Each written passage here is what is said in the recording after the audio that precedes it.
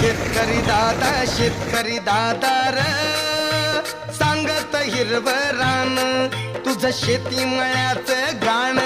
मी गातोय आनंदान तुझं शेती मळ्याचं गाण